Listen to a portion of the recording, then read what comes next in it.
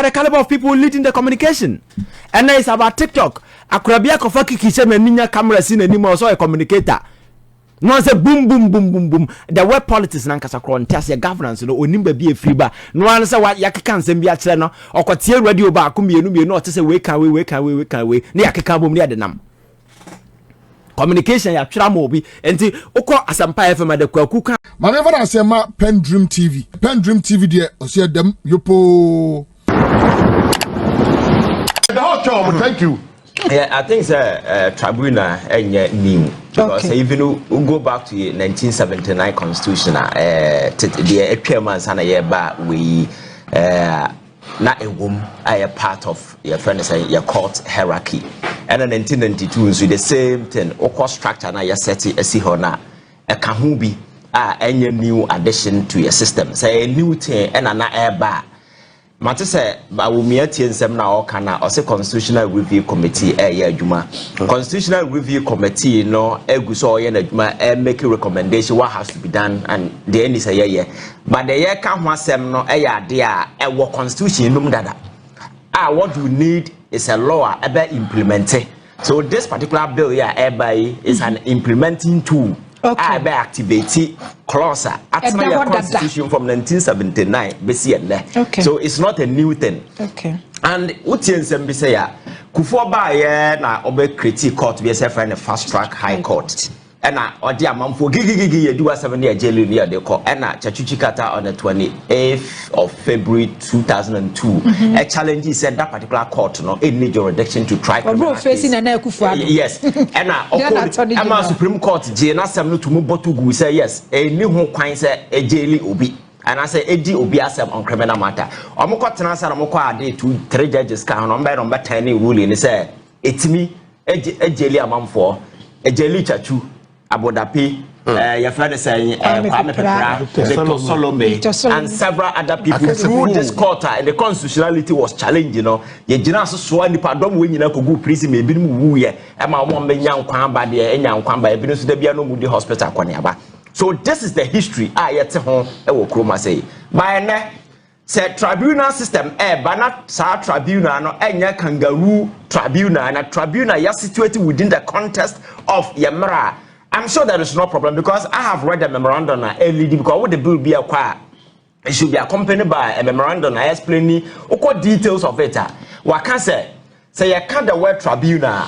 Ghana for invoke certain negative passions and emotion because of PNDC Bresso during the military their course and Parliament today, I can't say they are aware of that particular sentiment in NPP for okay. And I'm saying, Omwatena making sure say the provisions of 1992 constitution and the criminal procedure and Act 29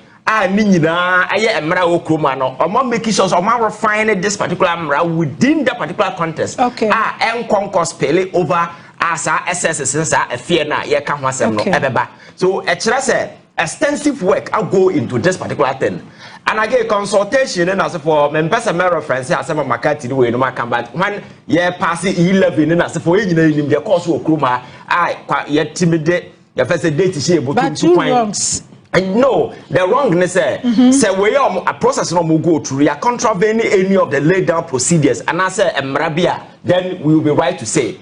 Any NDC for Nkwana Kwatana said the bill were babonte. Oko Parliament the way they operate they almost all the work happen at the committee level. Committee no kwa NPP 40 so, NDC 40 so, and almost even constitutional your friends a committee when it comes to a brand they go through. Committee. Abrasa nema we nyina cause ya until red flags bi obi akwatena ba bi akoka say you can say no one jantum, you can say no one jantum.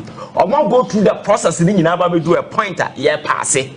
And at that point now we are an outsider catches and consort. Then the point is that we grow for now we are part of the committee, you know. What sort of engagement and a BTO and your more? Because our committee will now you are supposed to relay the information to your base for them to understand some of these things.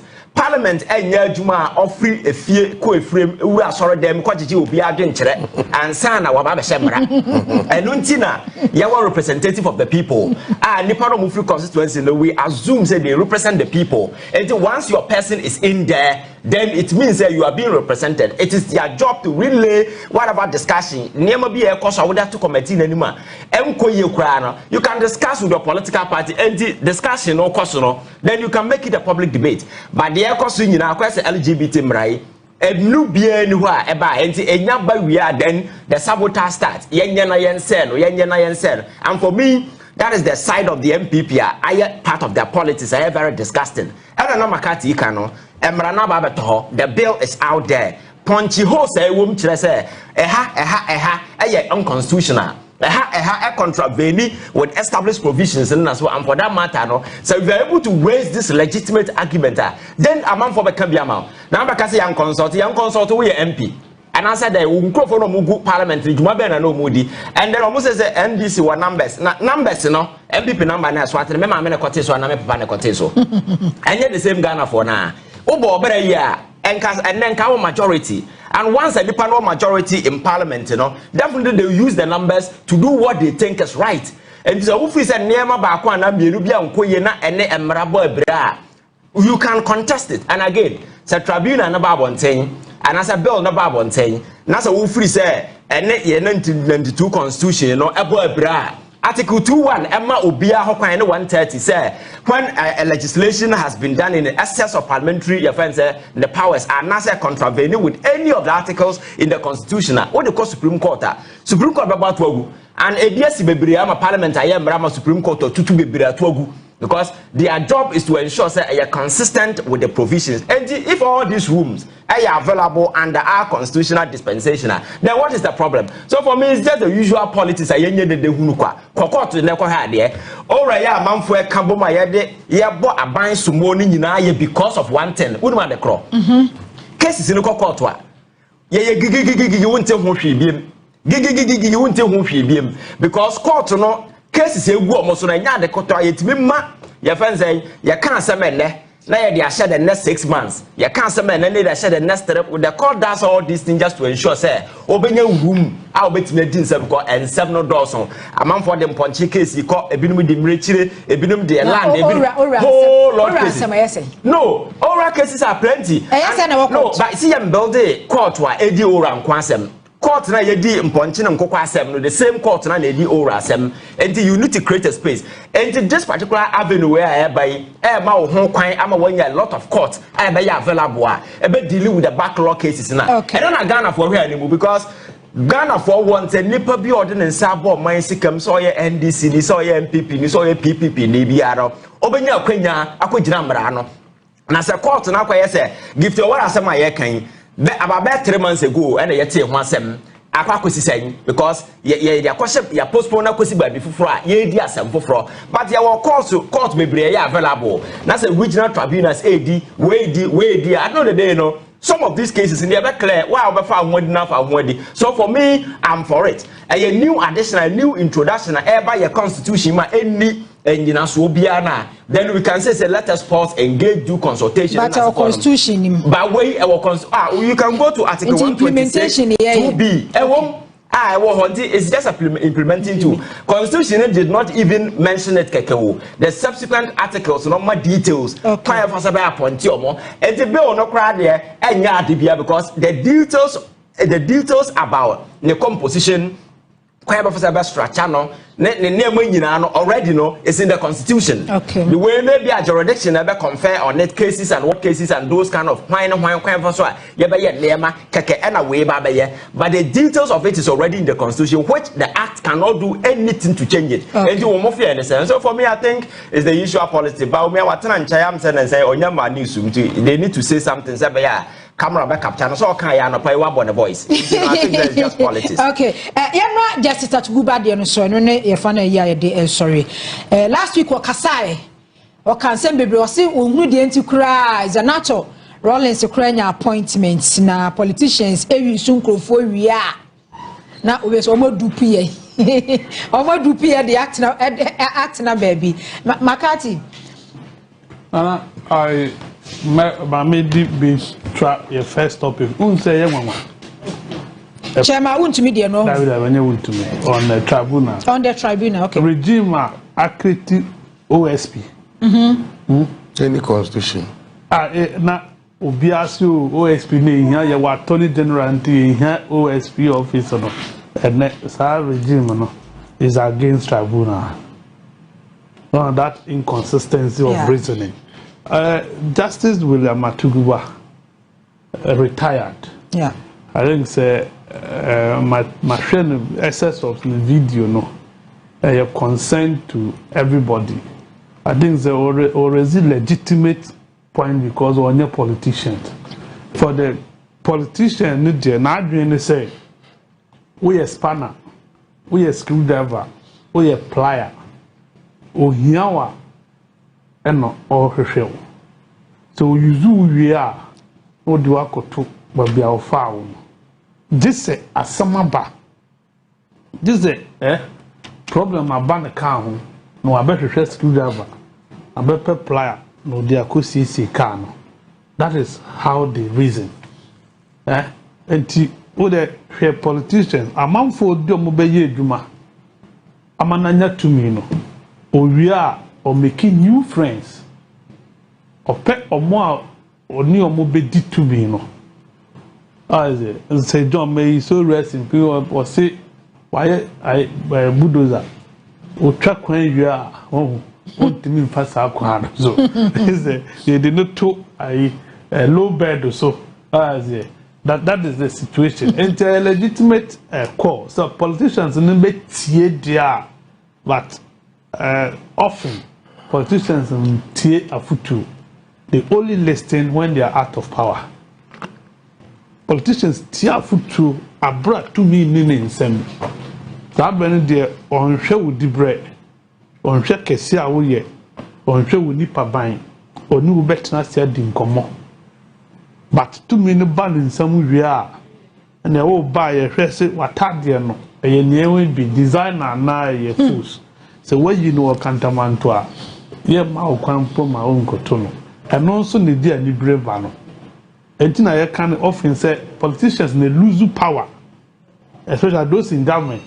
Una will lose power because neman kiti say, any more be buafu, no man and nama bubefu, no makati no we buafu, so be out in one cotton chain.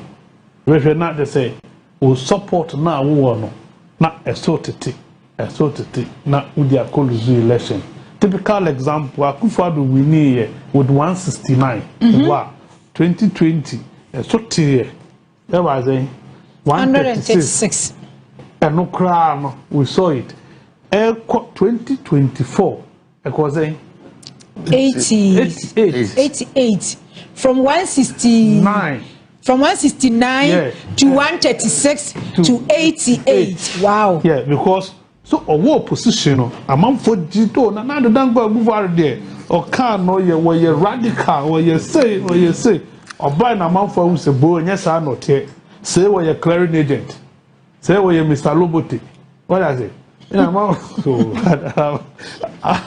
man for shall see who's oh there's a partner the way I who no and yes son are not here intina a sort sanity into a net year yes 57% mamma yes and now I think says Musa Dankwa was one of these research groupings. Echo can't say as a mama rating no a swati kakra. But I say rating no so better. It depends on NIPA. We will rate you based on how we feel. Ama ushiamia na mi botomu ya ushiamia meseme honye. Mi botomu nya botomu it will be that is it no. People should open up. Now, Obibia or Mufi said, why ye Juma in their own assessment.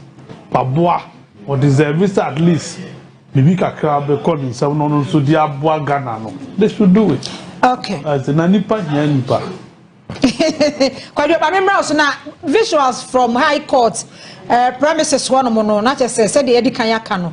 One more, 18 Monfanto so my na. One jelly and another party. Oh, and jelly no, but wo hwe judge no ni read na air cost no a enya ahomeka enya ahomeka kra oh there be say we say court proceedings akoso bebre o oh cross examination ni presentations akoso enti what mean sorry preoccupied o summarize ade no me ya one summary opeso kan wo wie oni mo wie onya che no mo ma no kan no kan already because I see Chairman won to me say ya reclamation ya so de ma PW ifo eni ade nya o se nyina no ye afterthought na se ba bi e ko yi I say afterthought enti o ma be video no na 3 hours okay but kwadwo ye Mana me da ase ayi me ofa atibua wa ya ade ba yede no de nipa ba ko be din bai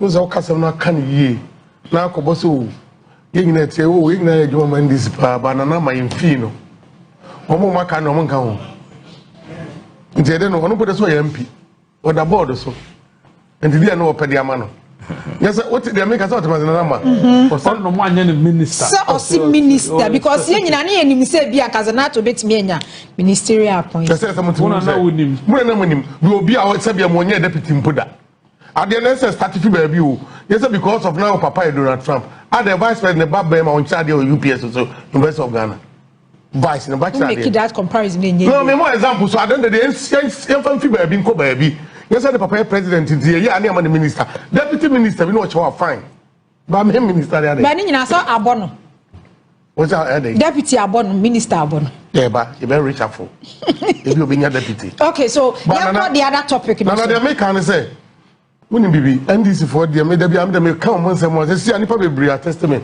na kwadwa da na so boy echi me bo won echi enkrofo to abamam me ko onso nsipa ya waso weso ogo se me na me hu NDC for na me ra ho omo da so to mo ya apisi mu utima se what about odododio ananse we obom do me abra NDC for obom card do ko how many time the cars ko ba me ko onso nsi obi anira me ko onso nsi tie ba hopo no omo hu niema no One more yam appoint or more money positions no.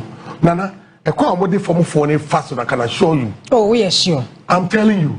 Me no kasa kotako so him kokore MC me no kasa se if community mining one community for ne actually den there me the way to me the mouth say the to so be won takwan so him wo come constituency MC yo no so no am for the full soldiers oh I be na am for am nkogumu na when na beto abama wo na me say so the example na make am so the me to Canada say here mabusuafo nyina become NDC and they vote to kwani mu yie because aba papa beto aba na what am say in the politics here na so hye niam ni yie NDC for ni team more thing me da bia me can NDC appointees me yeti krowe mu na national lottery sami okupe golden boy of NPP time we so national lottery the chair boys lim ranted e maba we including NDC for yeti ha we win aba no akosa boba chepone akofo obi fiwa beto 1810 oba was national lottery me guess enemy na for I'll give you an example you can be guess and test on NPP okay but the one crop for okay and we better oba was Anthony pay mu wo fa house my say wo fa house my wo ko hon mo person be hu obi anim bana samia uku yusu na the same one yeah no advantage you hon ma nipa be fa ayeye amanko for what say NDC dey so your gold board and this family so one free man answer appointment the other na me catch you say NDC appointees about 80% they are too wicked to full soldiers no one person be hu nipa nim me no ka say ko Frasta house na say nya bia Jones Zebra nipa nim na ye ko ne ho nipa ba ko mienu bi Mustafa Bandi bia o mo maka nyino bia no hu o chan po be fiu e neutral me kan maka ne wo what the Frasta house wo tie apart from Jones Zebra njama na po no ono so say en saba ko pe no enso mu ayemre ja e bia Mustafa Bandi bia why biem bobi na nche as one nipa gu onya de ketwa obi a person che say on go nyina djuma wonya asa oni mo bia o che no wamuna o ba na office I'm not ready to receive anybody and one of the go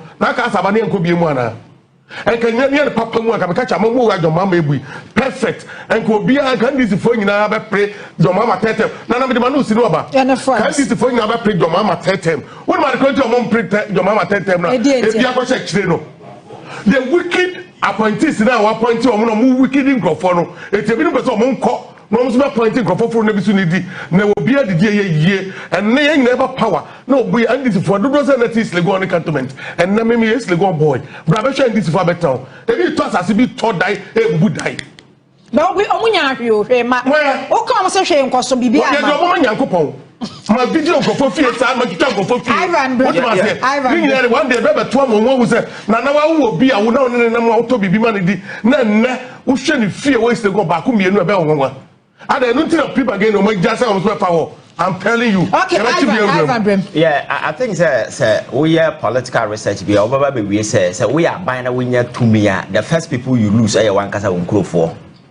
A bind be about with the power no, you don't lose the other side, you lose your people first because now expectation is so high because obia IBB so much is expected and to do one to me you know so if they are expecting and some can and so most of the election cycle so what follow can be a baba way stronghold yes someone for about 2016 voter regional now the NPP the Ashanti region has here because not much is expected.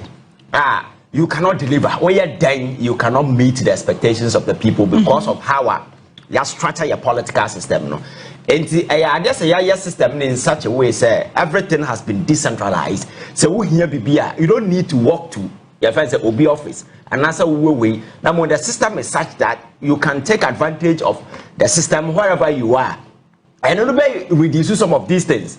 And again, the political party as a structure now should be in existence. Some of these things are coordinated, but very often political power now lose power. Party now for the but the party is supposed to be a structure because you know the members who and who has to be done giving what and what. But the political party they disappear.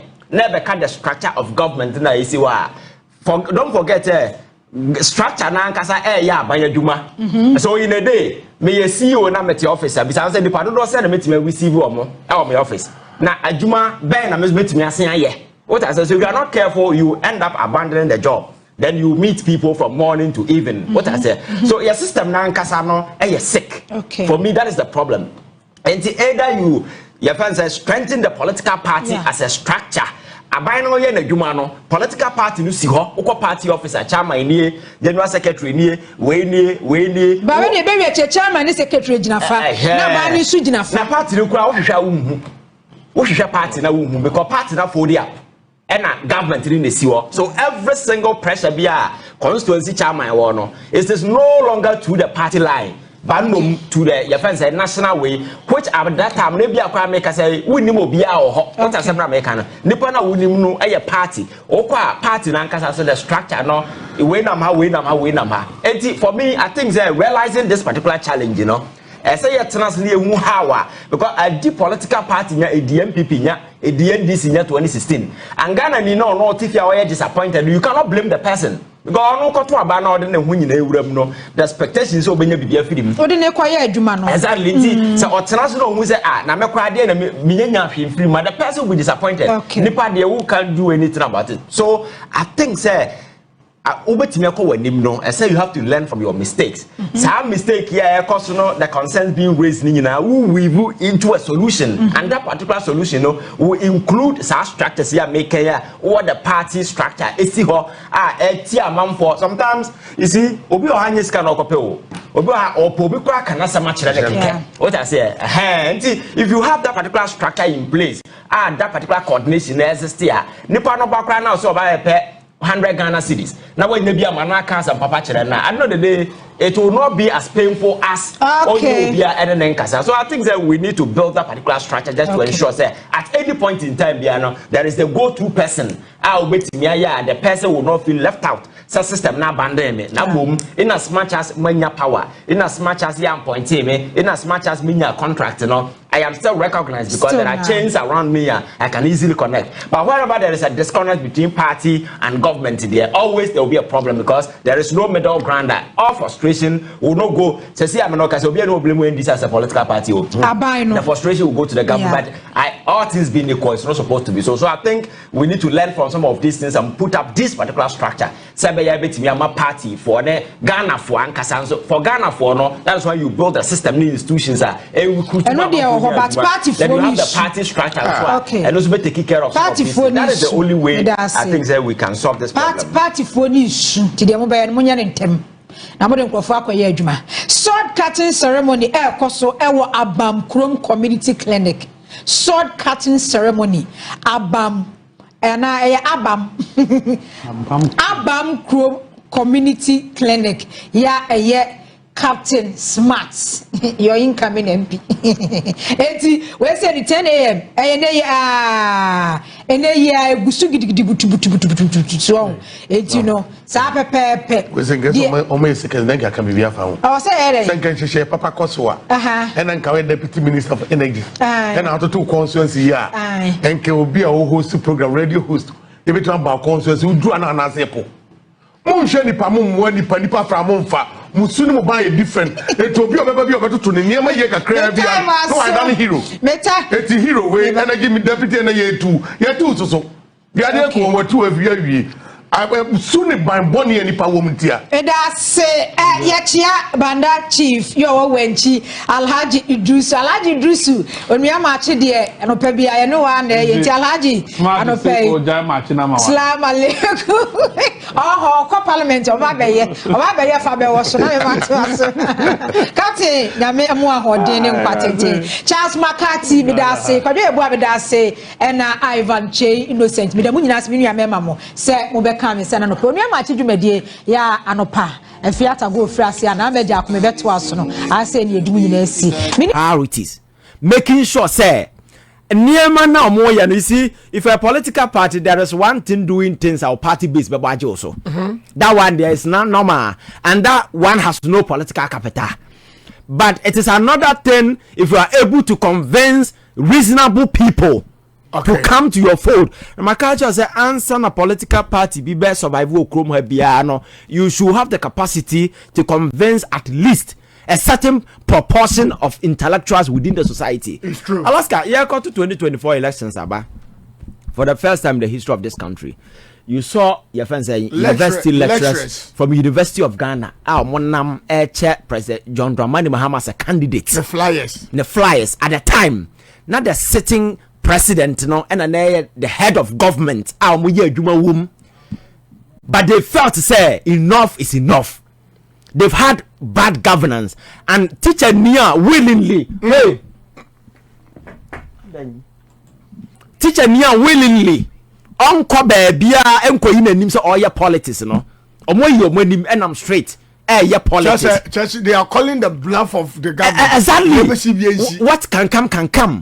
So if you're a position party and you're able to endear, position yourself, and people have that confidence, they will risk their job, they will risk their career, they will risk their future. But Alaska, can you risk your future for this group of people who don't even know, who can't even make one sound decision and get it right? Now what they are telling is that the table will turn. And that is the most silly flip of this particular conversation.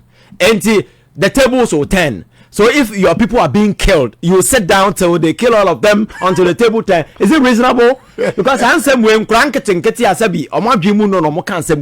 if a leader of a political party is saying, the table will turn. Is there any guarantee the table will turn soon? When is the table going to turn? And what says even the table turns, it will turn in your favor? Do you have that assurance? Do you have that guarantee?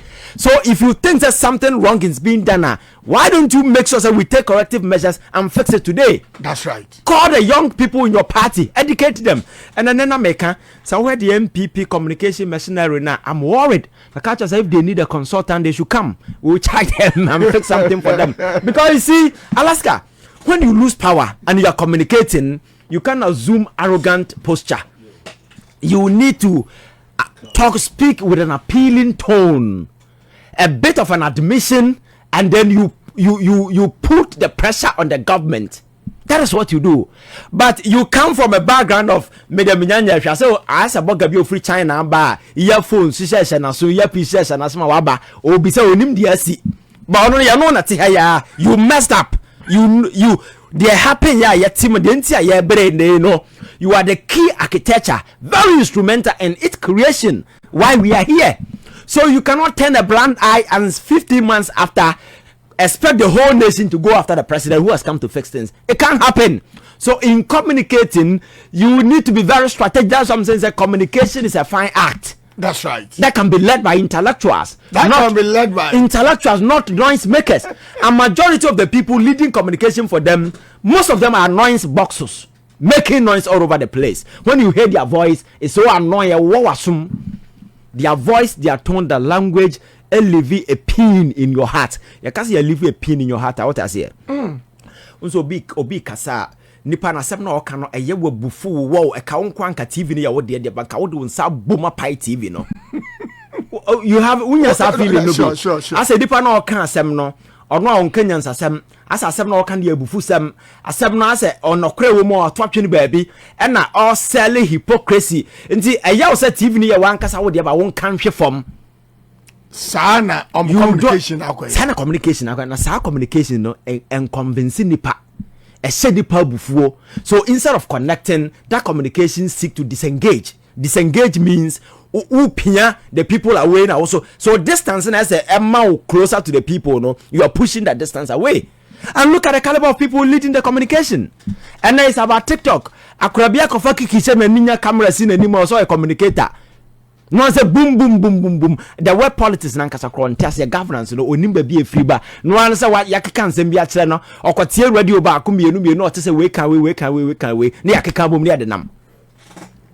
Communication ya twira mo bi enti ukọ asampa FM de kwaku kan ho the same asem na abana kan ha the same asem na Kofi the only difference ewom aya the voice aya sesan kwabrani ni adwene nim nyansa wo ni tim sa menso makosko me nipa asem yo mudi amame let me analyze it na me situate within a reasonable context na me hwe how metimi apply me ankasa me way se be ya asem na me kan no betimi convince nipa ko political communication me kan asem ayeti ha ye kan obi wo ha ohun ye nabufu asem a wo kan na ye ne tan by ontimi nkasa wajai ontie oboa oye dan yo betie sa because apart from so ono nya adwene ni nyina no onim se asem na wo kan no aye no kore asem na wo kan no he will learn something from it.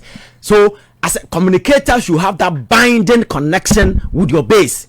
The wo kan asem na se wuni obi a the wo direct communication na wo kasaka ka emfaso obi ani. So that is noise making. That's what I'm saying. Most of their communicators are noise boxers and TikTokers and take the center stage. Because there are instances you go on social media, you are watching videos, unse a pop back. Nipa bi o when ni born so unyentie de oka kwaba flip. Why? Because you are convinced beyond every reasonable doubt. Say nipa wo ye wa huni nyansa de ntimi mfiri ni mu ma. Enti no untie no. Me say I'm very selective when it comes to things I listen. So morning show ni TV show na for hardly never say me hwebio. Answer na matena TV say me hwe no. Na menim say winim nyansa be besuan bibi. Anya sa. No. Anya breaking news na mepe. Answer na beka so utie. Yes, answer na matena say me tie obi either radio, TV or whatever. I should be convinced that winim nyansa. Anya say I will never waste my time. Because breaking news na me could read it. And I prefer reading news than say meteor or masum. Because sometimes nipa no all kind of bit me so before ma we interest akele. So me kwana ya tro na me kind at least that is different. Because the last time me catch ro niema utie e impact wo very well. E influence the way you think, and the way you think is what you become. Exactly. And you go social media na wuti amanfo nsem hunu no mo kana in wuti to aswa in about 3 months when our language so sesa you speak like them because your mind I align to those things and you are not immune from the influences of those things. So in order to preserve your original the originality of your thinking, don't expose yourself to a lot of things. So never be see social media me say minimum until say be aba ha say some we are working by jele by from the genesis based in there me follow krana campus mate. Right. The only part I'm interested in is the outcome, which ordinary I wouldn't want a situation where obi ka kwatena akọ adwen na yes state ya cheno and I say ye na famra kwan so na yakwa jele no adanya onku nipa onwia no de koka asem Alaska see a case ye leave that particular area not unregulated gray the year in recent times where shadow sponsors of political party leaders etimi kwasha manfo achi se mudia ban atema momra mejemo ya fanza ya nkra no moto ndwom bi onam from mama ore na juma Jesus Christ ha anti ono no ote ho ukwaye na ba obejewo oji ayarefo oji ahiafo anti ukodi atem no ba umia bejewo omodo be party office ye be dware wa hohoro nan se ama wadua na di ya ka kire o se ya bo abaso. When you do these things you incentivize these are young people chasing attention. We say a lot of people you born din keke na ye de o oni ba wo mi quick picture exactly attention or more shopping enti me kodi political opponent atem na automatically no obajemia why not? But that is not politics. That is not the lie of leadership as ya ko because baumia baby a John Mahama tie nei e ho na wo partner enti uba na say ye omo ye do atembia I will be happy and people say among for dia kufu ado atem Alaska me I have never been on a platform I have gone personal insulting somebody never and I will never do that. It's always about the issues. Being president as an incompetent leader, not you as a father with your family. Whatever happens in your family, I don't care. What I say? Because every age now when you're Nankasakran is a blessing. Because it's not easy to be 80.